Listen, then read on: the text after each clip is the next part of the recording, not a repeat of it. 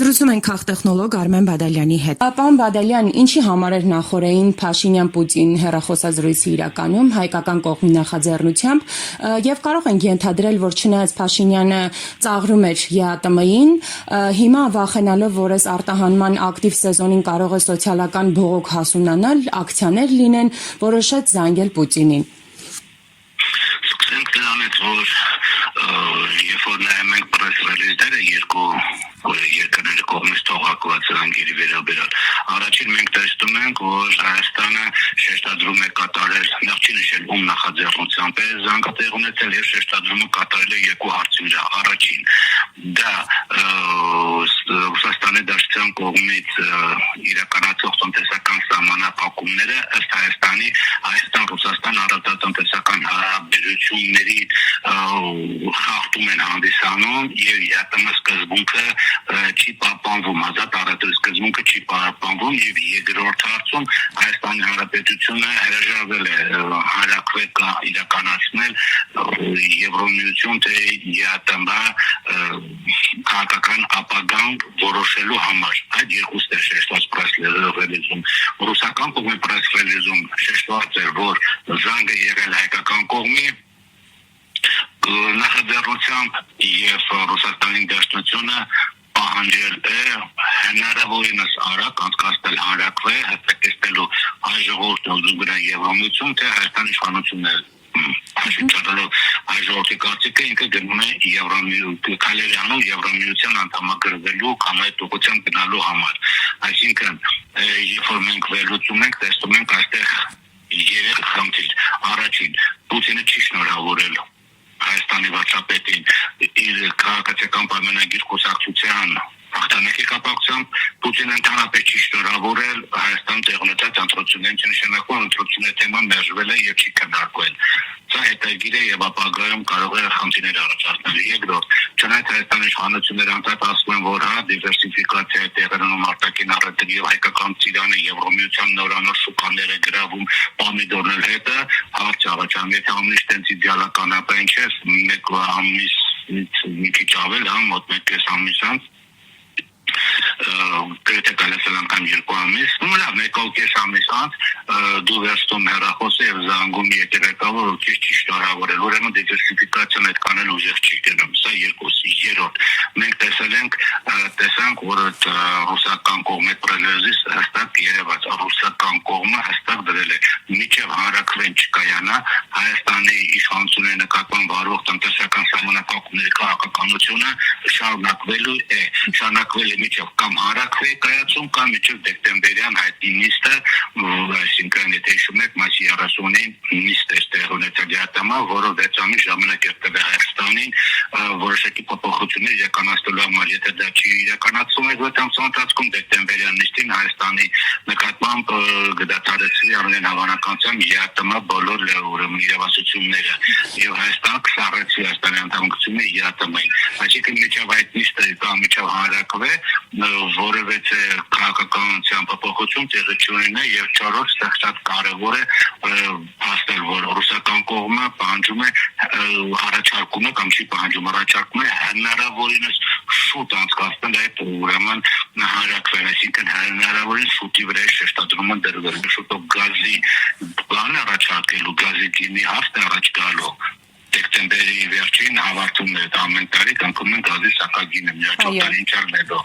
եւ հիմա Ռուսաստան չգիտի Հայաստանին գազի սակագին առաջարկում է որպես ԵԱՏՄ անդամ թե որպես Եվրոմիություն գնացող անդամ, դրանք տարբեր սակագներ են։ Այսինքն պրես ռելիզից մենք հասկացանք այս 4 ուրեմն կետերը։ Շնորհավորելը, դիվերսիֆիկացիայի ձախողելը, Ռուսաստանի կողմից խնդիրների ուրեմն հարակրվեի եւ միջև հարակրվե կամ ԵԱՏՄ-ի կամ դեկտեմբերյան նիստ քաղաքականության չփոխելը եւ հնարավորինս շուտի վրա շեշտադրում կատարելը։ Պարոն Բադալյան,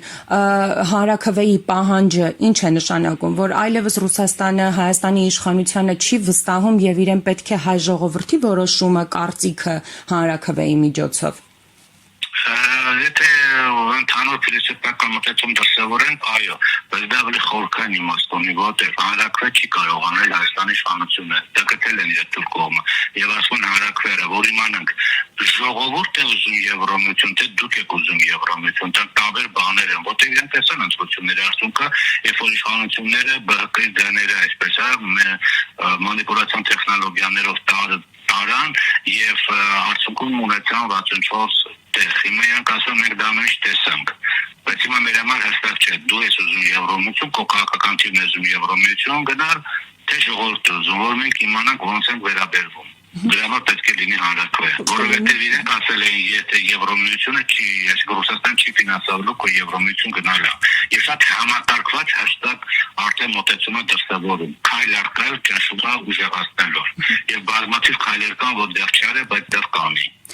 Այնուամենայնիվ ինչ կլինի, եթե Հայաստանում հանրակրթ անցկացվի։ Հաշվի առնելով այն ընտրությունները, որոնց պատկերը մենք տեսանք, ընտրախախտումները որովհետև անձնությունը պատկերը չէ, նա տեխնոլոգիական գործընթացը, όπως քաղաք տեխնոլոգիասում, հանրակրթ անցկացրեցի, կարտայա հանրակրթ անցկացման դրա ինստիտուտը կա ձևաչափական, բայց հանրակրթը պետք է առաջին հերթին լինի համանդրությանը համապատասխանող իշխանությունները, որոնք որ Հայաստանում վերջի 2 տարում չբնակեցված քաղաքացիներին հանում են ընտրական ցուցակով։ Դա համանդրության հակասում, ռուսական կողմը կարող է ընդունել, ոչ ընդունում է այն ըստ քաղաքացիների ռեգիստրի, այսինքն ովքեր որ քաղաքացին իրավունք ունեն ընտրություններ մասնակցել, անկախ վերջի 2 տարին են ապրել Հայաստանում, թե վերջի 20 տարին չեն ապրել Հայաստանում, քաղաքացին իրավունք ունեն մասնակցել։ Այդ նշանակում որ դու չես կարող իր ցուցակից հանել քո ուզած տոկոսենտիվը ստանալու համար։ Իսկ դա արդեն հանրակրթին այո ասելը բավականին բարդարում է, սա մեկ։ Երկրորդ, վարչական ռեսուրսը չես կարող կիրառել, ռուսական կողմը կարող է հազարավոր դիտորդներ ուղարկել, որոնք նայեն տեսնեն, արդյոք գյուղերում գյուղապետը կանգնած մարդկանց ուղղորդում է դեպի ուրեմն տեղանք, թե չէ կամ հիտարանտրատարածքից 50 մետր մոտիկի վրա, այսինքն ընտրատեղամասից 50 մետր հեռավորության վրա կանգնած, թե չէ, այսինքն ուղղորդում կա, թե չէ, դե երկուց, իսկ առանց վարչական ռեսուրսի դու քո տոկոսը չես կարող իրականացնել։ Այսինքն դու չես կարող, եթե դու չես կարող ստանալ դրական հանրակրթ դրական այո ըստ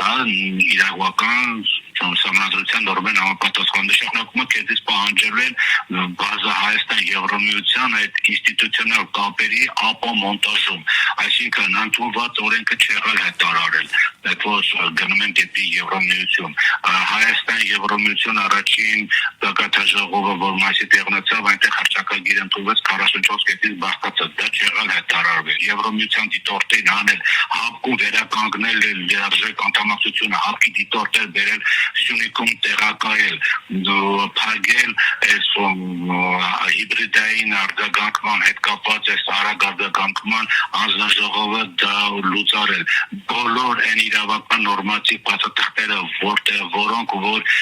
ռուսական կողմը ցույց կտա կմարտանշի որպես ԵԱՏՄ շահերին հակասող պետք է չեղալ հայտարարել, դա կարող է լինի դրանց իշխանությունների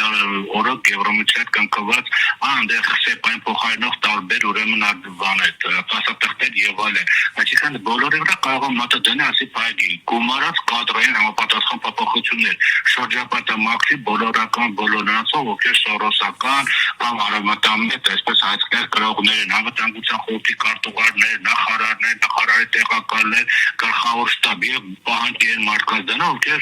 հայ են ազգության, բայց Ռուսաստաններ կամ Ռուսաստան դաշնությունից են եկել, օրինակ համար, ասում գիտեմ,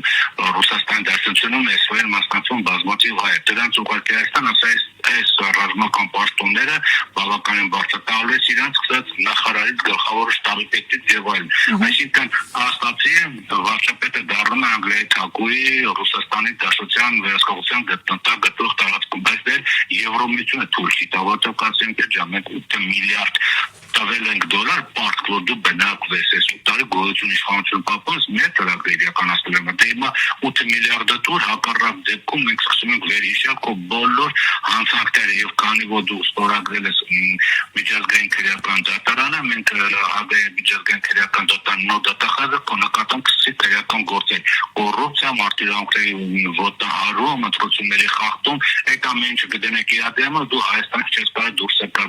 մի տեղ, որ դուրս եկալ, ով ավերացել է միջազգային քրեական դատարանի ստատուտը, քեզ ամենջապես կանոնավորել է, ուղարկել է ուրեմն ՀԱԳ-ի դատարան։ Քեզ ու քո